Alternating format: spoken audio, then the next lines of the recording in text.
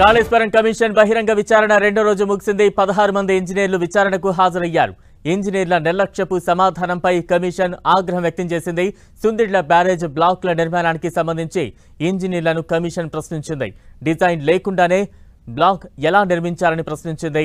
ఇంజనీర్ల తప్పుడు సమాధానాలపై క్రిమినల్ కోర్టుకు వెళ్లాల్సి వస్తుందని కమిషన్ హెచ్చరించింది.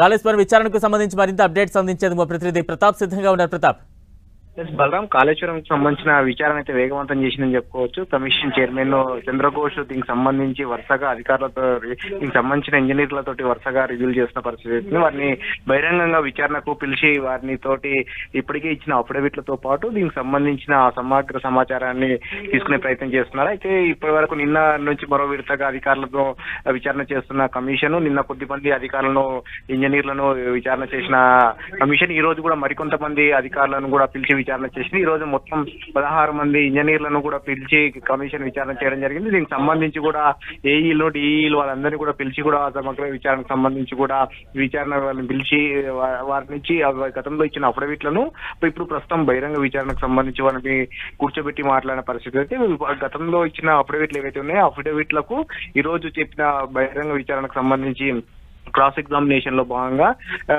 అసలు సమాచారం సంబంధించి అఫిడవిట్లకు సంబంధించిన సమాచారం దీనికి పొందడం లేకుండడంతో కమిషన్ కూడా ఆగ్రహం వ్యక్తం చేసిన పరిస్థితి ఉంది. ఈ విధంగా గనక అఫిడవిట్ లో ఇచ్చిన సమాచారం కానీ ఇప్పుడు గనక దానికి సంబంధించి కనుక డిఫరెన్స్ గా చెప్పినట్లయితే గనక క్రిమినల్ చర్యలు కూడా ఎదుర్కోవాల్సి ఉంటుంది. దీనికి సంబంధించి క్రిమినల్ డిఫమేషన్ కూడా వేయాల్సి ఉంటుందంటూ కూడా ఆగ్రహం వ్యక్తం చేసిన పరిస్థితి. ఇది ఈల పైన కూడా సీరియస్ అయింది. గతంలో ఎందుకు అఫిడవిట్ ఇచ్చారు, ఇప్పుడు ఈ రోజు ఎందుకు మళ్ళీ మార్చి చెప్పాల్సి వస్తుందంటూ కూడా దీనికి సంబంధించి కూడా చెప్పడం జరిగింది. మరోసారి కూడా పిలిచి దీనికి సంబంధించి కూడా చెప్తా ఉన్నారు. ముఖ్యంగా దీనికి డిజైన్లకు సంబంధించి కూడా అంశాన్ని, ముఖ్యంగా మేడిగడ్డ ప్రాజెక్టు ఏదైతే కుంగిందో దానికి సంబంధించిన డిజైన్లకు సంబంధించి కూడా ప్రధానంగా ప్రస్తావించడం జరిగింది. ఈ డిజైన్లు అసలు లేకుండానే ఎందుకు చేయాల్సి వచ్చిందంటూ కూడా మిగిలిన ఎవరైనా ఒత్తిడి తీసుకొచ్చారా, ఏ విధంగా చేయాల్సి వచ్చిందంటూ కూడా డిఈలను కానీ ఏఈలను కూడా ప్రశ్నించిన పరిస్థితి ఉంది. దానికి సంబంధించి కొంతమంది అధికారులు పొందం లేకుండా చెప్పడం కానీ, బ్లాక్లకు సంబంధించిన నిర్మాణం సంబంధించిన బ్లాక్ 2 కానీ బ్లాక్ 2A డిఫరెంట్ దానికి సంబంధించి అంశాలకు సంబంధించి కూడా